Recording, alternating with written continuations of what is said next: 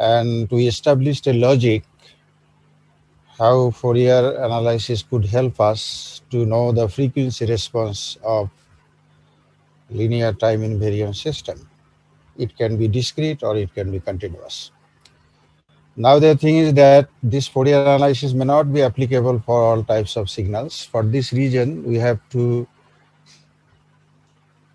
know the time properties of your signal, and then we have to identify which type of Fourier technique will be applicable for a particular type of time properties. Now, in general, we have our signal of two types. One is continuous type, another is discrete type. Fourier mathematics is equally applicable for continuous time signal and discrete time signal. Now, both your continuous and discrete time signal can be periodic or aperiodic or non-periodic.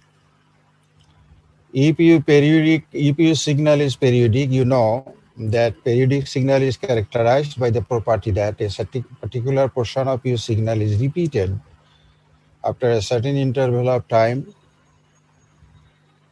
That time we call time period of our signal. And your periodic signal is not always sinusoidal. It can be of any shape with certain properties. Now, your periodic signal exists both in continuous time case and in discrete time case. In the discrete time case, your signal will be appearing as samples, and after a certain number of sample period, the sample number, the same sequence will be repeated. Then your Fourier series is applicable for periodic type, both continuous time and discrete time signals. For continuous time signal, we call it Fourier series simply. For discrete time periodic signal, we call it DTFS or discrete time Fourier series. Now, in the case of aperiodic type signal, Fourier series will not be applicable there. Then we have to apply another Fourier techniques that is called Fourier transform. If Fourier transform is equally applicable for periodic continuous time and discontinuous time discrete time signal, then for continuous time it is Fourier transform. For discrete time it is discrete time Fourier transform. Now we need to gradually proceed forward in representing our signal starting from periodic, then we will go to aperiodic one. Now the thing is that if we have our, in this book, your discrete time signals is considered first, then continuous time. So in this way we are proceeding. Now the thing is when we have a discrete time signal, then we are saying that this discrete time signal and it is periodic, then that can be represented by a Fourier series. We call it discrete time Fourier series. The general definition of that discrete time Fourier series is equation 3.4. Your xn is equal to xn is equal to sum over k, and your ak, that means we are representing the signal. We have a discrete time signal xn exactly equal to discrete time signal, but we are approximating this discrete time signal by another discrete time signal x hat n equal to this. This signifies that there will be an error between these two signals. Okay, so if we call our original signal xn, then we subtract it with x hat n, then this difference is the error. Your Fourier coefficient is determined in such a way that the magnitude square of this error will be minimum. This technique is called least mean square error criteria, LMSE. That means we have to find our Fourier constant AK to represent the signal xn such that the error between our original signal and the Fourier approximated signal will square of the error between your Fourier original signal and Fourier approximated signal will be minimum.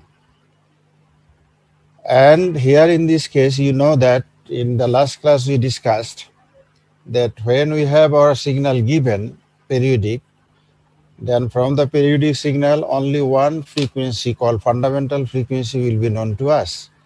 Accordingly, for the discrete time case, if your discrete time signal is being repeated after capital N numbers of samples, then we define this quantity that you know from your earlier lessons, that the lambda capital omega 0 is the angular frequency of that signal, would be equal to twice pi divided by capital N.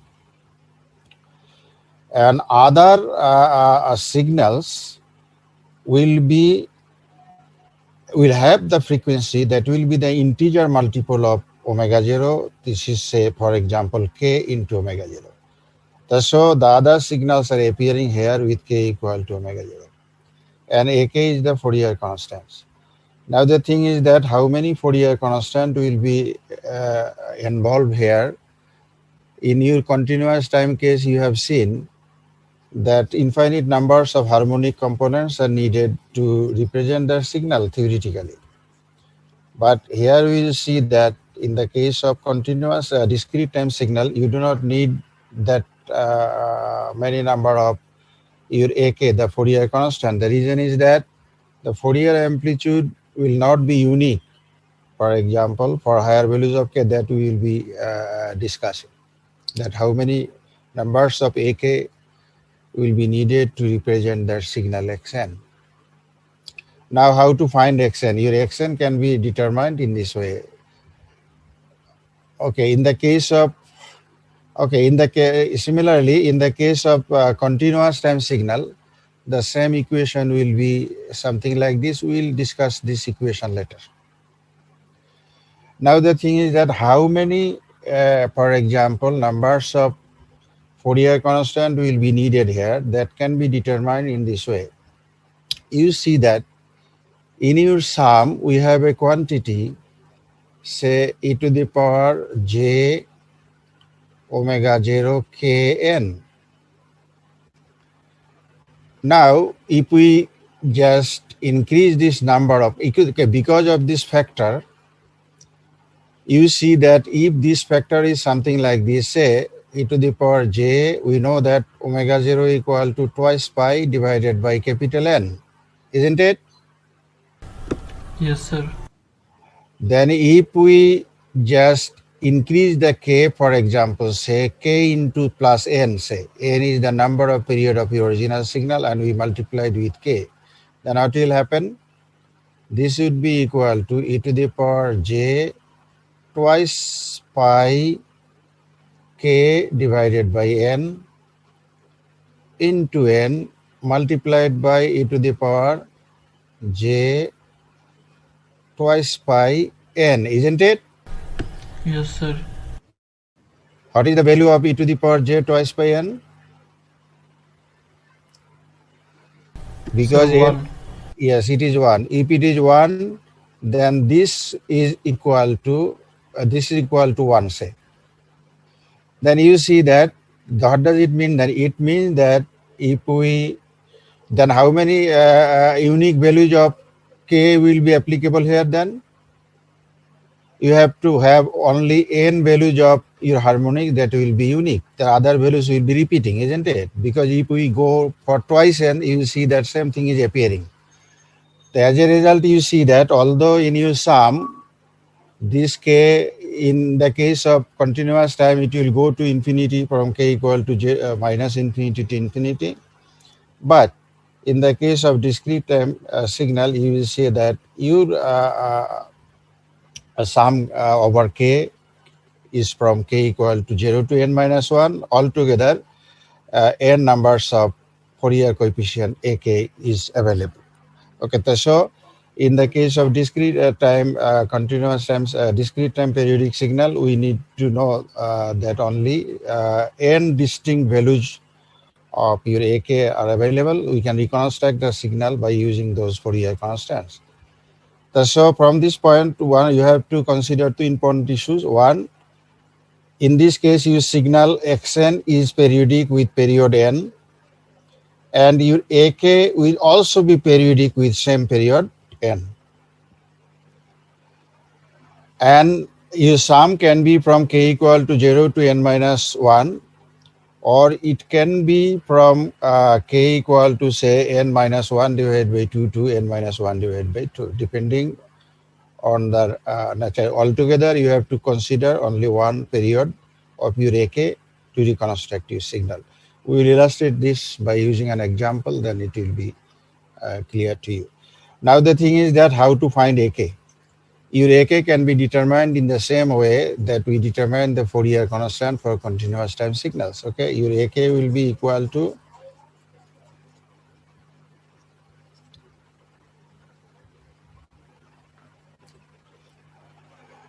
your AK can be determined by using this. With this general discussion, we will start from this point ahead. Okay, your Xn is this. Your AK in this book, your Fourier constant is determined generally represented by xk. The earlier discussion was general. From this point, we will be doing specifically. Then if we have a signal xn, then that signal can be reconstructed from the Fourier coefficient xk, capital Xk.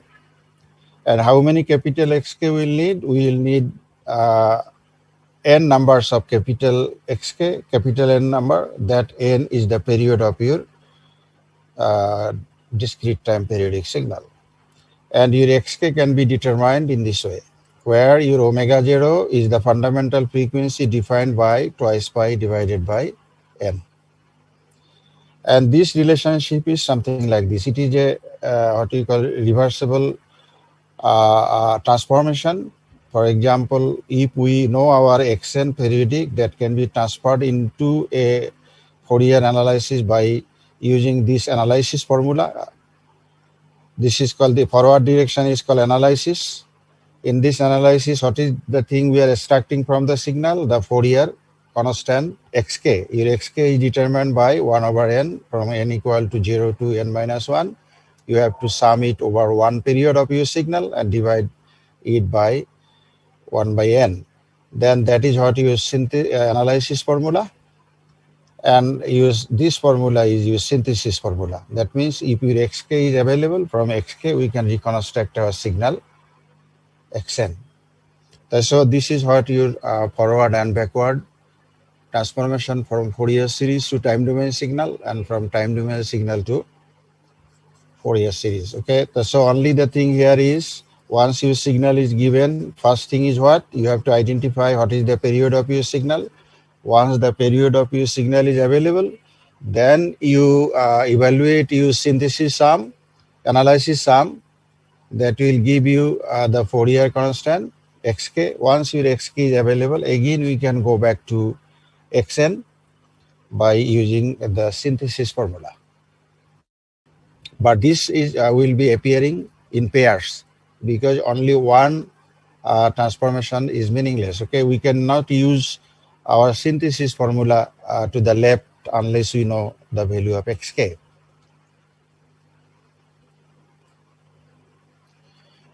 Okay, this example is taken from your book. It can be given in the figure form or figuratively, or it can be expressed by language, no problem.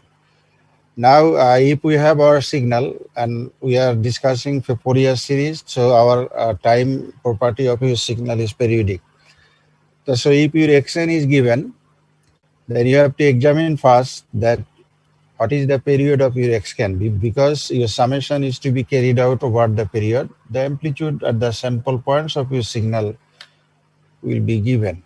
So if we examine this signal starting from the origin, you can easily identify that your signal period can be can be determined in this way. Okay, if we start from -2 samples and go to +2, you see that this portion of your signal is being repeated, for example, here, and again it is repeated here. So these are the period of your signal. We can easily identify that one period is extending from n equal to -2 to 2, or if we shift it, then it can be from 0 to 5. So if we want to carry out the sum, in order to determine our xk, you know that we have to carry out the sum over one period of our signal. Then next thing is what? Once your number of period n equal to 5, in this case, is determined, then we have second thing is what? We have to find your omega 0, the fundamental angular frequency. That will be equal to twice pi divided by 5, isn't it? Yes, sir. If it is twice pi divided by 5, then you have your sum contains the multiplication of xn into e to the power minus j omega 0 omega 0 minus k omega 0 k n. So your omega 0 equal to twice pi divided by 5, and your k is there, and you have your n is there. Your sum is to be carried out over with respect to n. So you start from n equal to minus 2, go to n equal to 2, then altogether how many samples we will have? We will have 5 samples there over the period. Then you carry out the sum, okay? First thing is what? Start from n equal to minus 2. If you want have n equal to minus 2, then put your n equal to minus 2 there, it is x minus 2.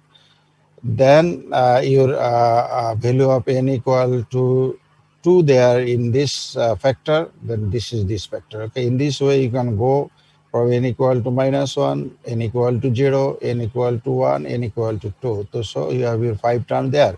Now from your figure, you replace your x values. X equal to minus 2 here equal to 0, and x equal to minus 1 equal to half, x equal to 0 equal to 1, x1 is equal to minus half, and x2 equal to 0. So if we put this value there, then your xk value is equal to this. By using simple Euler formula, you can convert this formula into this form. So this is what your Fourier constant xk. You see that your xk actually is a complex quantity. Your xk is a complex quantity. It has a real part as well as an imaginary part. Okay, you can plot the magnitude of xk with respect to k, and again you can plot the angle of xk with respect to k. Both your angle and magnitude will be needed to represent the Fourier constant xk. Now you can easily see that both your angular frequency as well angle of xk as well as the magnitude of sk are periodic, because a periodic function is there with respect to k in this case. Okay, you can easily identify that from this equation that the period of your xk is also 5. So in this way, once your xk is available, you can again go back to reconstruct your signal by using the technique, by using the synthesis formula. Then how many numbers of xk will be needed? Only 5 numbers of xk will be needed to reconstruct our signal.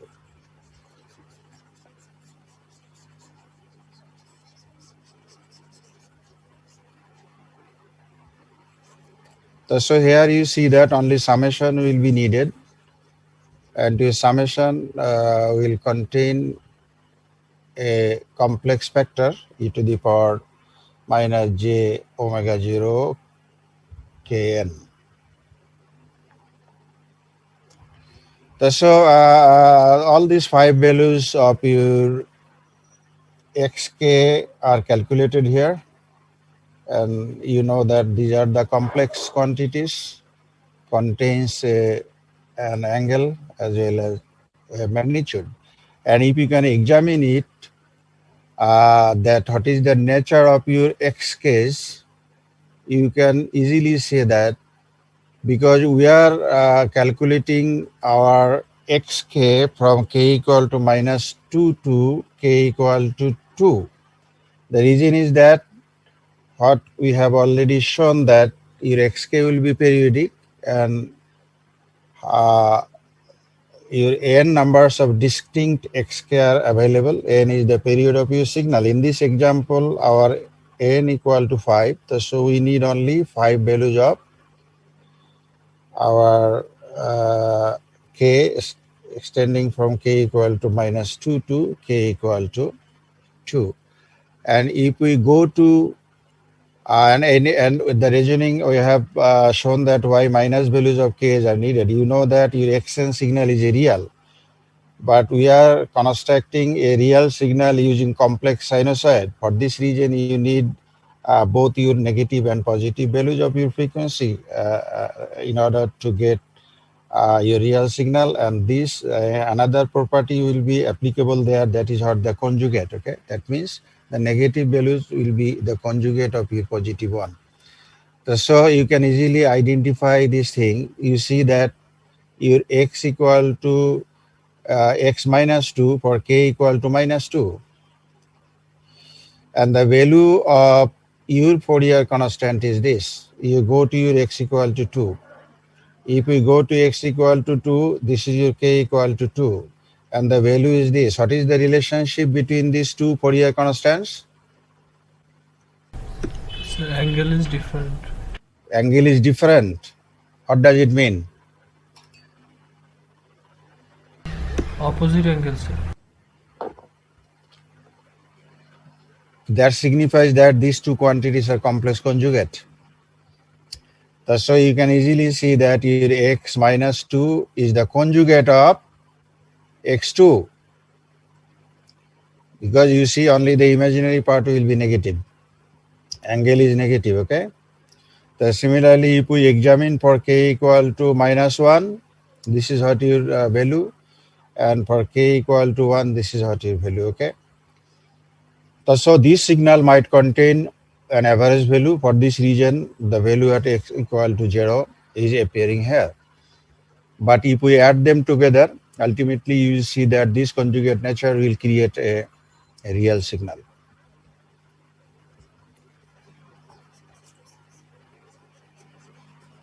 So this series has, Fourier series has this property that you need to remember.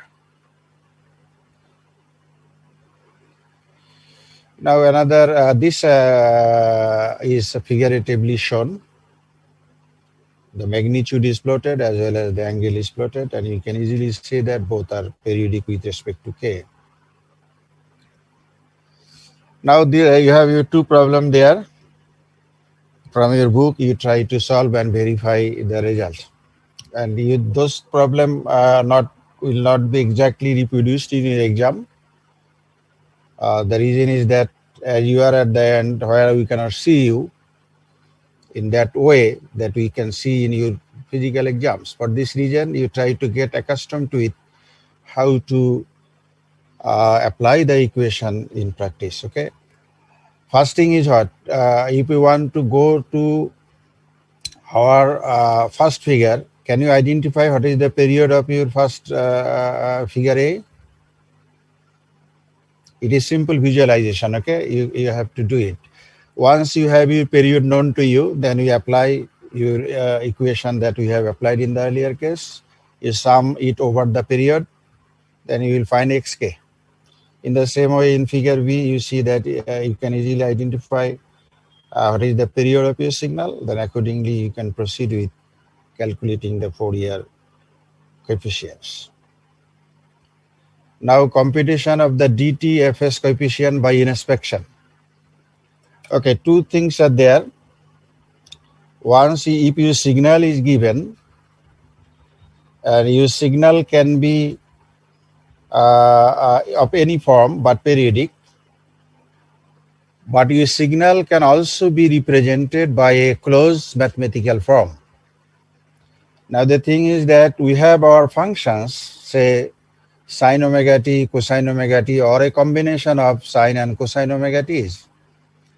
In the case of continuous time, similarly in the case of discrete time, you can have your signal with cosine omega 0 n or something like this. So once your signal is given, in the form of sine, cosine, or exponentials, then we know that the Fourier series we are considering here contains the exponential functions. Then if we can represent our signal into exponential functions by using Euler identities or by some using other mathematics, then we can easily find that how many Fourier components are present in your signal without analyzing it using the technique that we illustrated earlier. But this is not applicable for all types of signal. It is only applicable for those types of signal that can be represented by exponentials. Otherwise, it cannot be easily, I would say, easily represented by exponentials. Now the thing is that you see, first thing is what? Your signal must be periodic. You have to identify that whether your signal is periodic or not periodic. Okay. So in this case, you see that your xn is given. If your xn is given, okay, we know that if we have a signal, a phase factor can be there within your signal in cosine or sine term. This phase factor will not change the periodicity or the frequency of your signal. So you have to identify the frequency of your signal from the time, the terms that involves your time. You see that in our case, our signal is discrete. So this is what the factor from which you need to determine the frequency of your signal. Why you need to determine the frequency? Because we need to know the fundamental period. Because fundamental period will determine will give you the idea how many distinct Fourier constant xk will be there in your Fourier transform, Fourier series. Now in this case, you see that what is the value of omega? Capital omega equal to what in this case? 3, sir. Capital omega equal to pi divided by 3, not 3. If your capital omega equal to pi divided by 3, then you know that your n should be equal to twice pi divided by capital omega. And that ratio must be a rational number if it is not exactly an integer.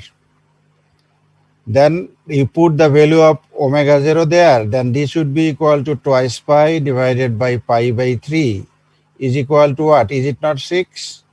So it is an integer. So your period of your signal is equal to 6 samples. Then if it is 6 samples, then how many, then in your xk, how many distinct xk are available? 6 numbers of distinct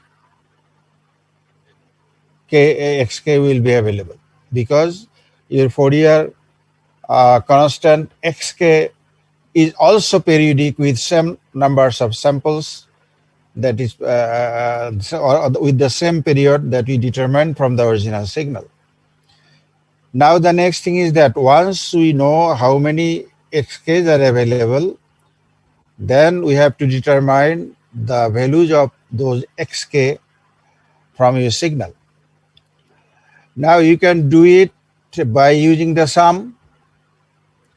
But what I have said earlier, that if your signal is of cosine, sine, or exponential type, then you do not need the sum. By inspection, you can do that. Now, in order to inspect it, what you need to do, you have to express the signal in a form like Fourier series. Then we can easily say that by using your Euler identity, you can easily represent the signal in this way, that your cosine theta is equal to e to the power j theta plus e to the power minus j theta divided by 2. So in this way, here your theta, the angle is pi n divided by 3 plus phi. So this is what the thing. Then we can easily split it into 2 parts. This is what your thing, okay? Now in order to compare that how many, what are the Fourier constant involved in it, then we have to compare with the xn, the general form of xn that you know. Xn is equal to sum over k, and that was equal to xk e to the power j omega 0 kn. This is what you reconstructed signal from your xk. Now you know the value of omega 0. This factor in this case equal to e to the power j twice pi divided by 6 kn equal to pi by 3 kn. So this factor is with you. Now you have to identify that in your signal xn, what values of k are available.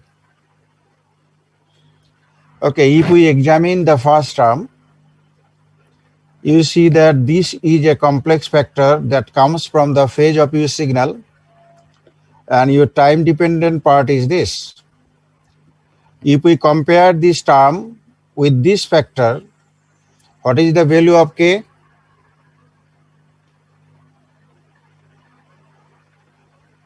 What k in this 1, equation sir. can make this thing? Is it your k equal to -1. -1? So we have already extracted that in this signal, one harmonic is present with k equal to -1. Fine. Then you can see that this signal is real or complex. Real. It is real.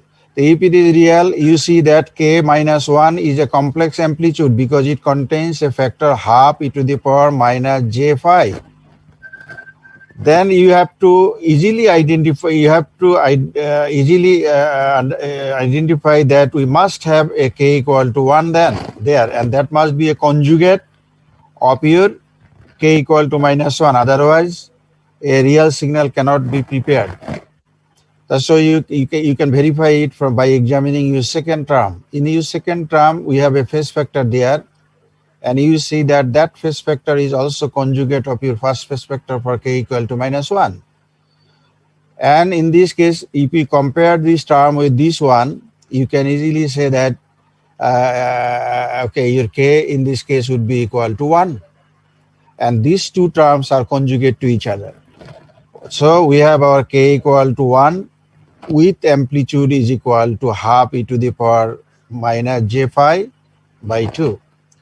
Half e to the power minus j phi. This is what the value of your xk at k equal to -1. If we compare with this equation with this equation, and we have our k equal, we have a value of xk for k equal to k equal to 1, that value equal to half e to the power j phi, half e to the power j phi. And these two are conjugate to each other. Then we have our no other values of your xk are there.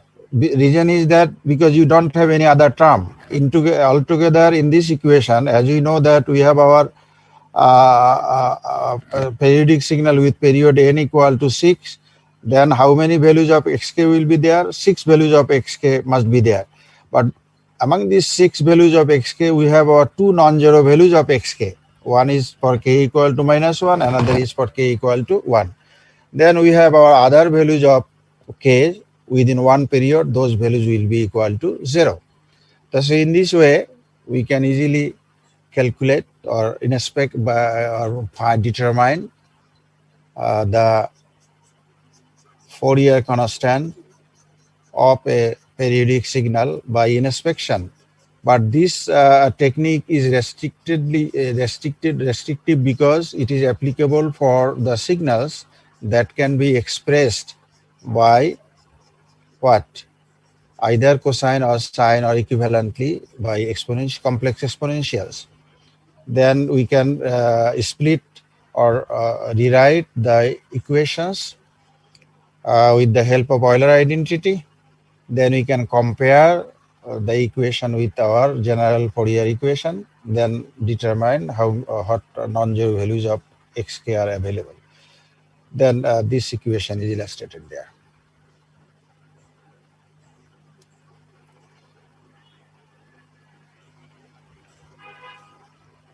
We try to solve this problem. We can easily from your signal xk, your xk is given there. Now we have to reconstruct our signal. How this reconstruction can be made?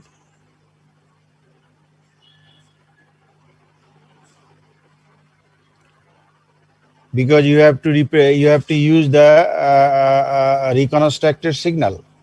That means that you have to use your reconstructed equation. Okay, you consider this problem. Okay, we have solved the problem.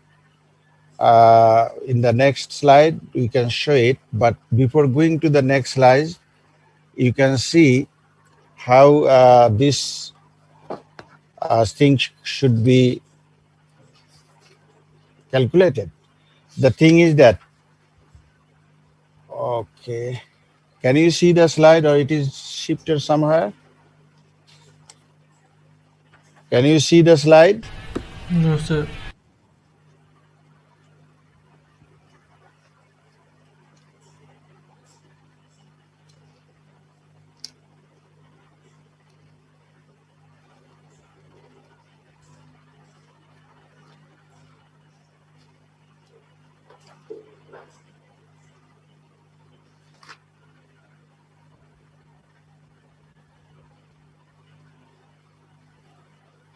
Okay, you have your problem 3.3. Try to solve them by using inspections. How can we solve the problem?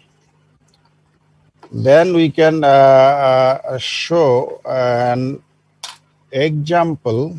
Okay, without before going to this problem,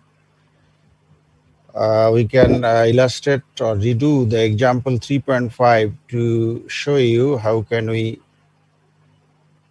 determine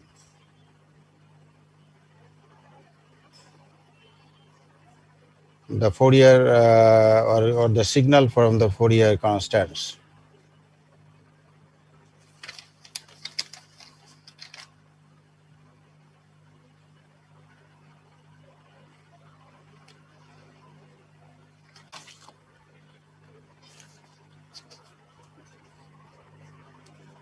Okay.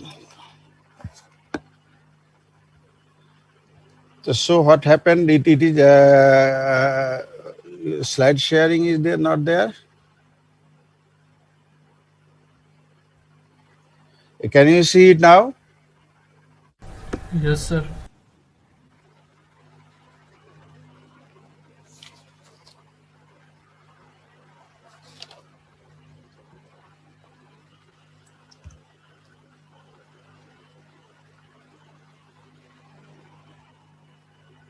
Okay, let me.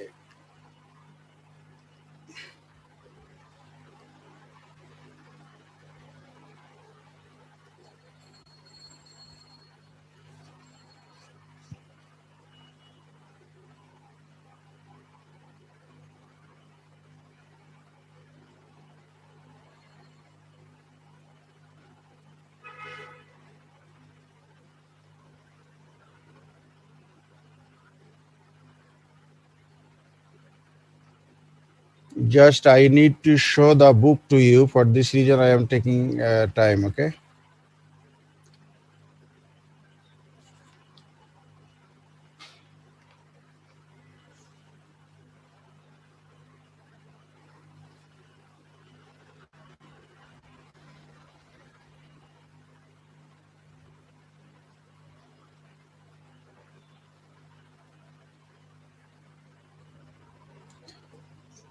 Very difficult. The reason is that the space is very congested.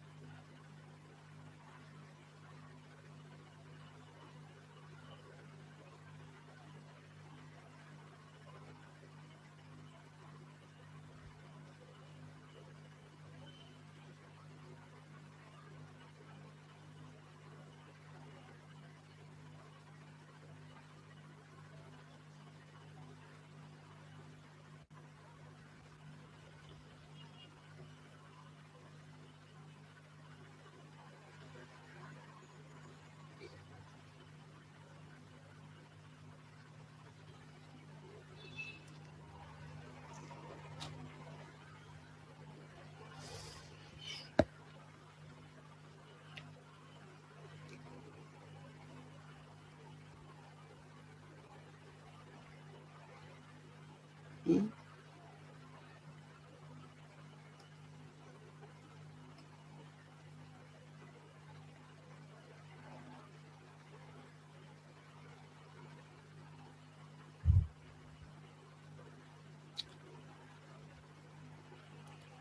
it is?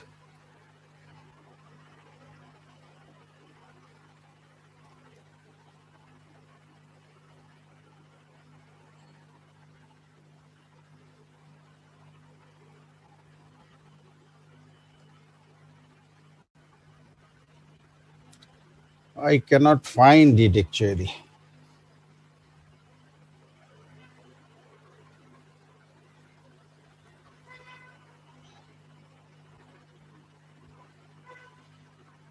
Lots of things are there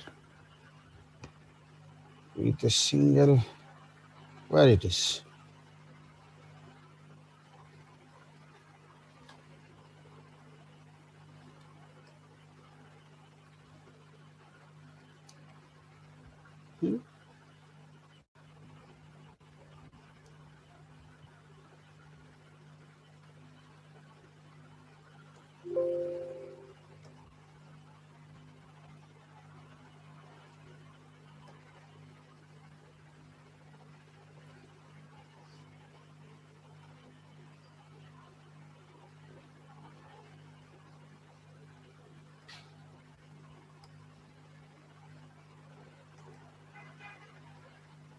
Okay, can you see it now? Yes, sir. Okay, before going to this example, actually scrolling is now locked. I don't know what happened. In this way, it is very difficult to conduct the lectures.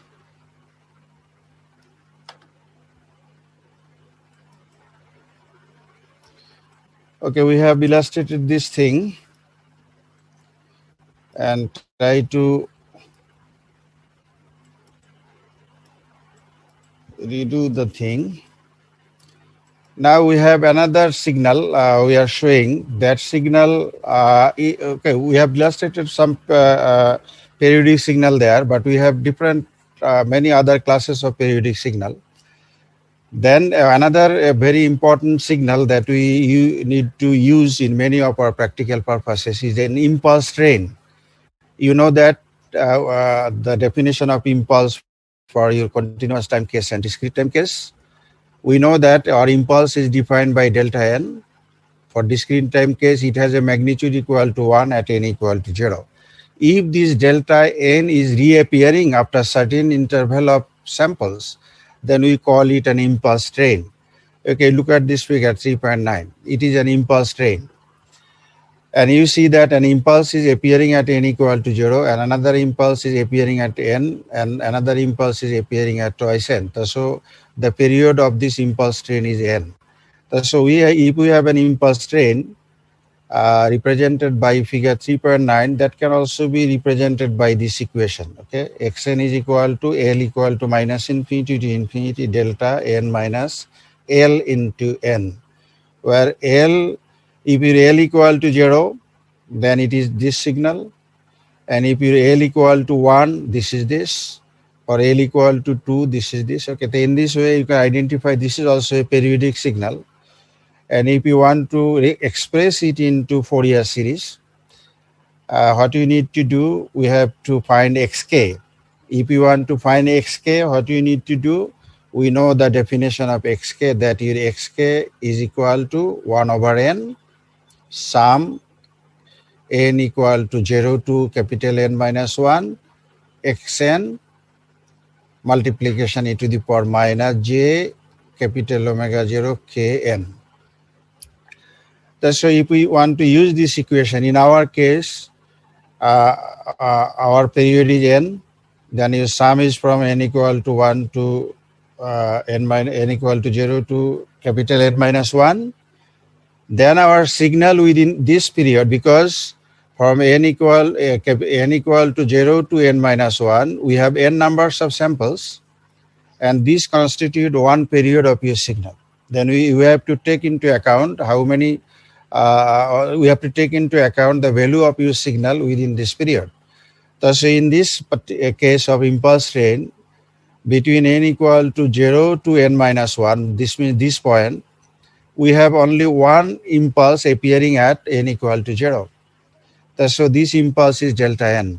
Thus, so in your sum, only delta n is appearing, and this is what the period of your signal omega 0 is equal to twice pi over n, and k is there, n is also there. And by using the shifting property, you can see that this value of your signal will simply exist at n equal to 0, no value will be there. So your sum would be equal to equal to 1.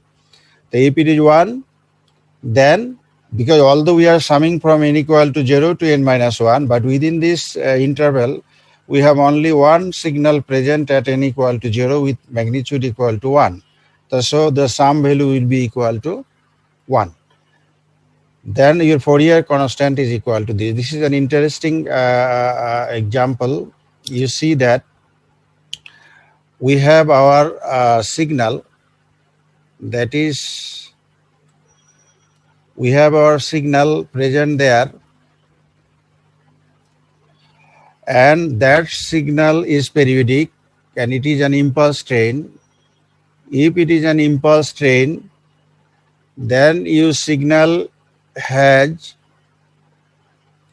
Fourier constant. That Fourier constant is, again, your signal has Fourier your signal has, where has your signal has Fourier constant. That Fourier constant is not a function of k, because in other two examples you have seen that your Fourier constant xk is the function of k, and the magnitude of your Fourier constant is actually a decreasing function of k. But in this case, you see that we are obtaining a Fourier constant. It is periodic with n numbers of period, but your magnitude is fixed, 1 divided by n. It is not changing with independent of value of your k, but it is appearing as a discrete sequence for n equal to k. So this example is a very important one. It signifies that if we have our impulse function with us, that impulse function will have harmonics that can extend from any value from k equal to minus infinity to infinity, with period equal to k, a period equal to n, but the magnitude of the Fourier constant is constant. It is equal to 1 divided by n, where n is the period of your impulse train. This is very important. We will have some practical applications of this impulse function. In sampling, we will illustrate it later when we will be discussing with the application of Fourier series in the next chapter, inshallah. Now you have here another example how to reconstruct the signal if we have our Fourier constant given to us. Your Fourier constants may be given in the form of figure, or it can be given, say, by using some mathematical descriptions. Okay, in this case, your figure 3.10 is representing the Fourier constants, and those Fourier constants are complex. The first figure A is your magnitude, and second figure is your angle. Then both your angle and magnitudes are needed to reconstruct your signal. Okay, I am showing the figure. Actually, this is the value of, this is your xk, and the angle of xk is also given there. And we can easily identify that your xk is periodic. If your xk is periodic, then you have to identify first the period of xk, and your argument or angle of xk will also be periodic, then we need to also identify that within the period you have to extract the angle. Okay. If we examine this figure xk, figure A, then you can easily identify the period of your figure. What is the period of your xk, magnitude of xk? You see that it is extending from this point to this point. Is it not that this part is being repeated in the other cases? Yes, sir. So how many samples, how many values of k are involved in this red bracket?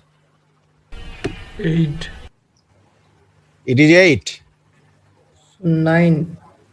Because it is extending from k equal to -4 to k equal to 4. So your value of your xk is,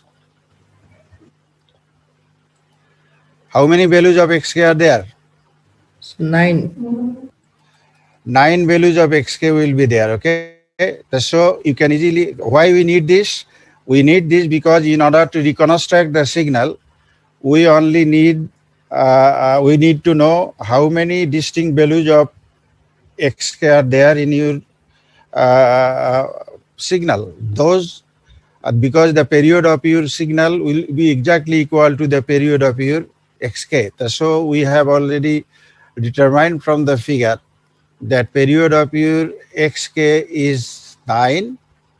So this will also be the period of your signal. From this thing you can calculate, because in reconstructed case, what is your reconstruction equation? Your reconstruction equation is xn is equal to sum over k xk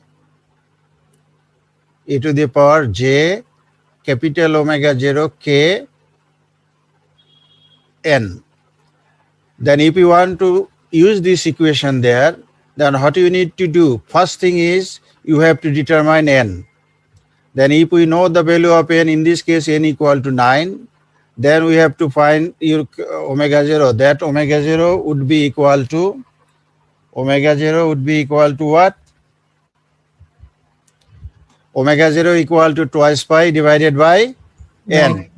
So it is equal to twice pi divided by 9. So your omega 0 is determined. Then from the figure, we have to find our xk. Now from where to where you need to go? We know that we can sum it from k equal to -4 to 4. That will involve how many numbers of k? How many numbers of xk? 9 values of xk. Then in each of you have seen that in your figure, you have your magnitude of xk and you have your angle of xk, argument of xk. Then both the values will be needed for your xk, because your xk would be equal to magnitude of xk will be equal to, your xk will be equal to what? Your xk is equal to magnitude of xk into angle of xk, isn't it? Yes, sir. From your figure A, for a particular value of k, say for k equal to -4, what you need to do? You have to extract the value of magnitude of x -4 for k equal to 4 with the angle xk at k equal to -4. That you need to find from the figure. So you examine your figure at k equal to -4, extract the magnitude of xk and extract the angle of xk, and you join them together in this way, then we can find the value of xk there. Okay. So this is what the case. Your first thing is the angle. This is what your angle. From the angle diagram, you search for k equal to -4, you will find the angle there. Then the corresponding xk value is also there. So your xk value is this. Similarly, your xk value is there, that xk value, and this term is coming from this thing. We have already seen there, in this case, your k would be equal to, probably for k equal to -4, the value of xk equal to 0.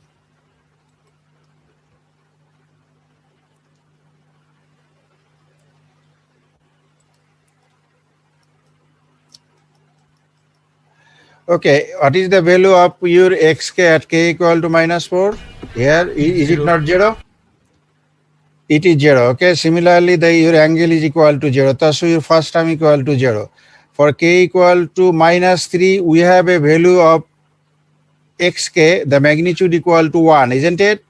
And the angle equal to? 2 pi by 3. Angle equal to this. It is equal to what? Pi by? 2 pi by 3. 2 pi by 3, exactly. If it is 2 pi by 3, you know that your angle is equal to 2 pi by 3. If it is 2 pi by 3 and it is positive or negative? Positive angle, isn't it? If it is positive, then for k for this thing, this angle can be, it is angle, okay?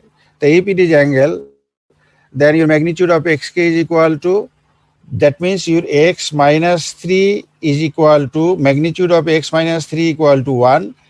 The angle of x minus 3 equal to 2 pi by 3. Then this can be written as 1 angle 2 pi by 3, isn't it?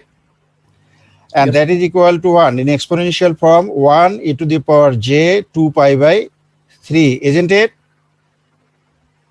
Yes, sir. In the same way, for k equal to -2, for k equal to -2, what is the value of xk? 2. Xk value equal to 2, okay? So it is 2. Angle is? Pi by 3. Angle is pi by 3. That is equal to what? 2 e to the power j pi by 3, isn't it? Yes, sir. So for n k equal to -1, value is 0, the value is also 0. For k equal to 0, the angle is 0 degree, but is there any magnitude at n equal to 0? Yes, its magnitude equal to 1, okay? Similarly, you can extract the other values of your x magnitude and the corresponding angle from these two figures. Then you put them into the sum. The only the non-zero value will be appearing in your sum. Then once this sum is carried out over one period from k equal to -4 to 4, then you will find your reconstructed signal xk. In this way, actually, we have to proceed with. Okay.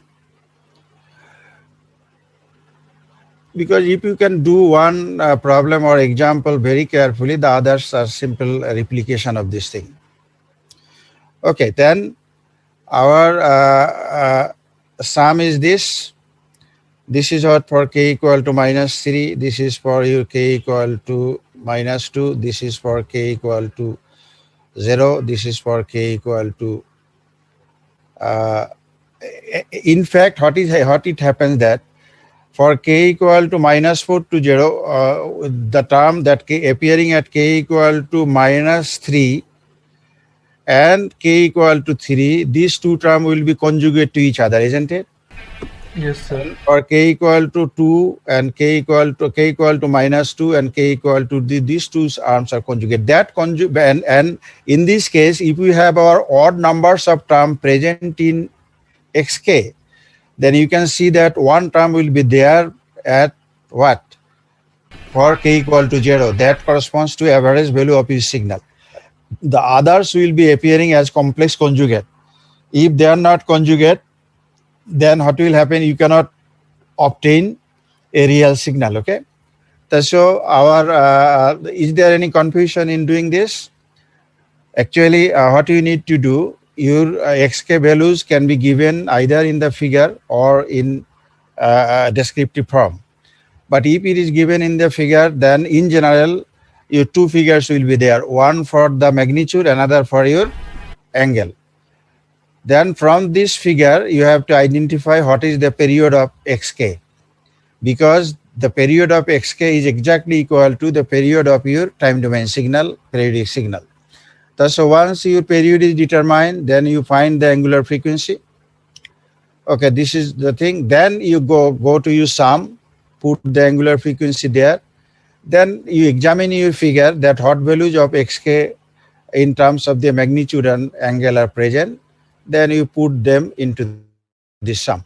And you will observe that as our signal xn is a real signal, then the xk values should be appearing in the figure as complex conjugate. Otherwise, they cannot be joined together to prepare the original signal, okay, a real signal. So once this is identified, then rest of the things are simple mathematical manipulation. We can, if they are appearing in the form of complex conjugate, then you can express it in the form of sine and cosine functions. Okay, you join this term and this term and this term, then it will give you this term. Okay, isn't it? It is simply cosine. Now you have your second term there.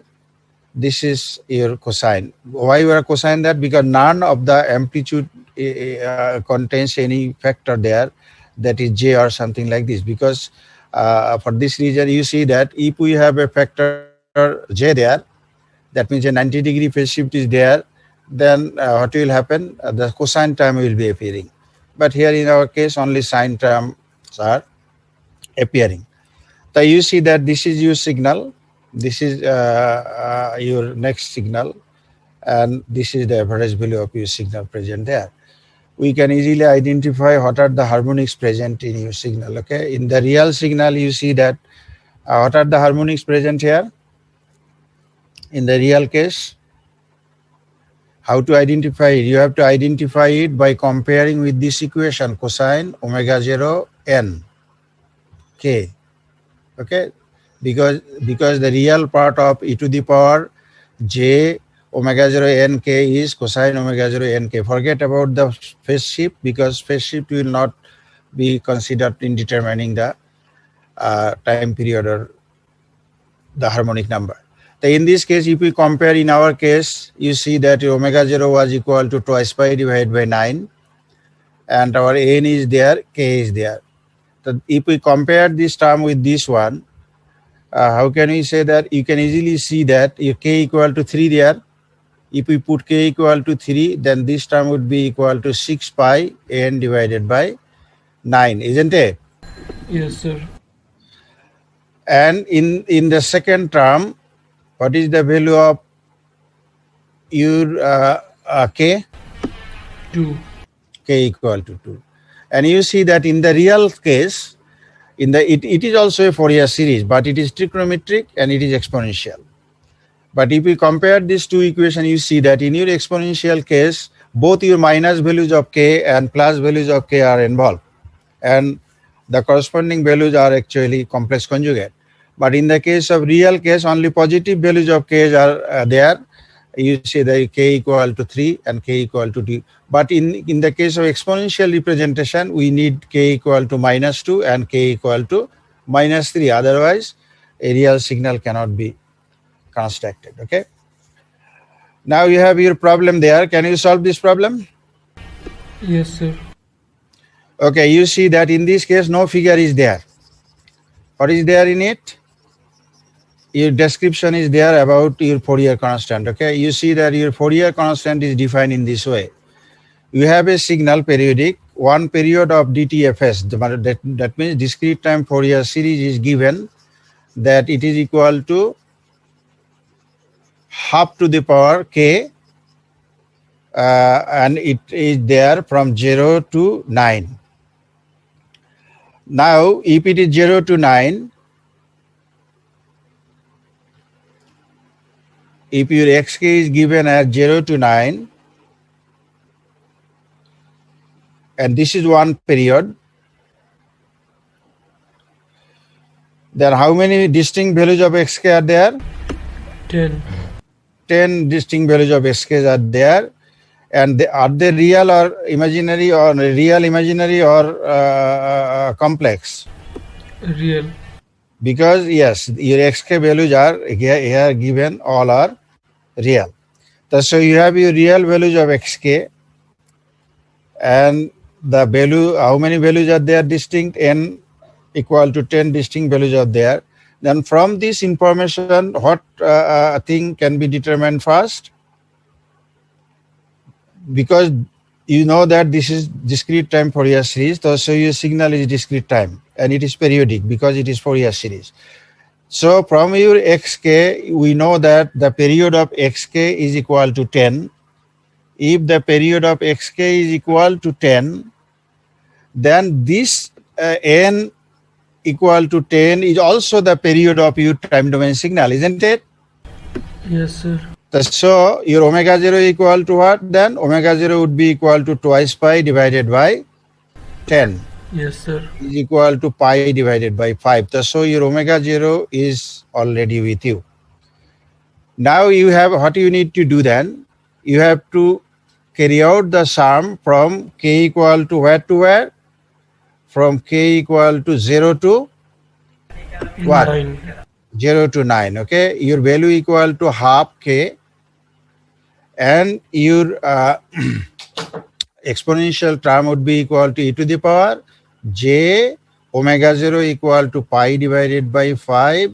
K is there and n is there, isn't it? Yes, Is it sir. okay? Okay. Now with this hint, I am giving another from intermediate level algebra. You know that if we have a function from k equal to 0 to say capital N, and say this is your say alpha to the power k equal to what?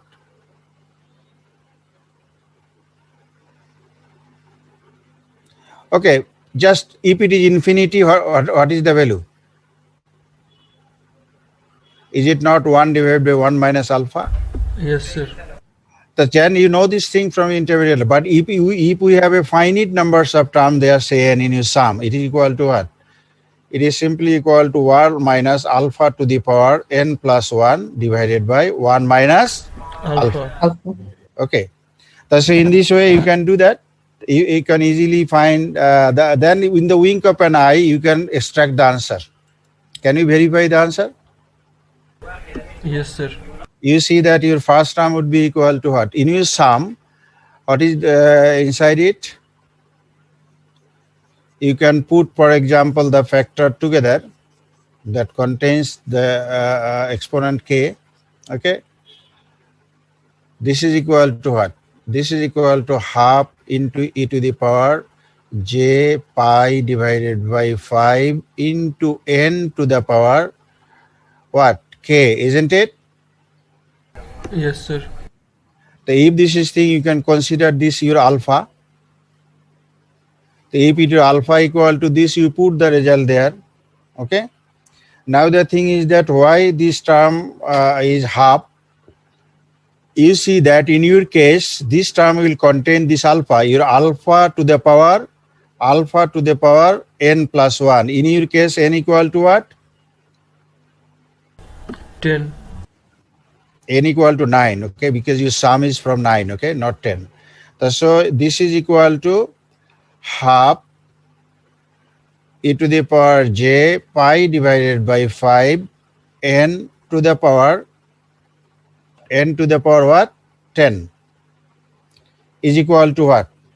Is equal to half to the power 10 multiplied by e to the power j pi divided by 5 n to the power 10 is equal to what?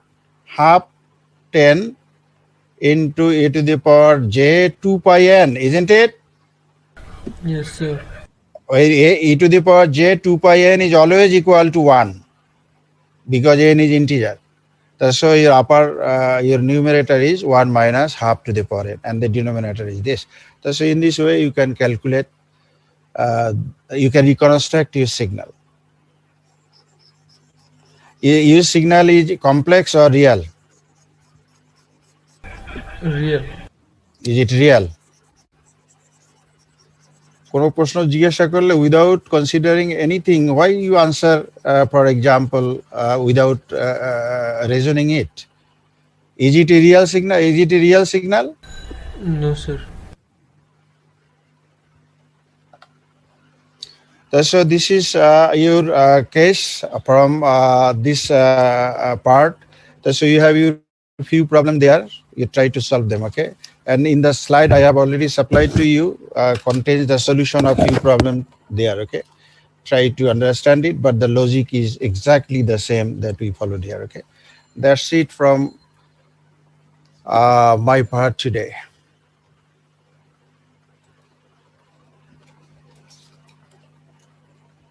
I have already examined your mid script, but it is not good. But I am again verifying it. Then I will let you know, hopefully in the next week. But be serious, okay? You have done not awfully bad in your exam.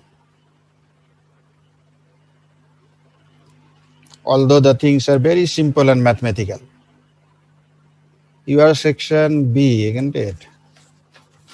Yes, sir. So ID 35. Yes, sir. 9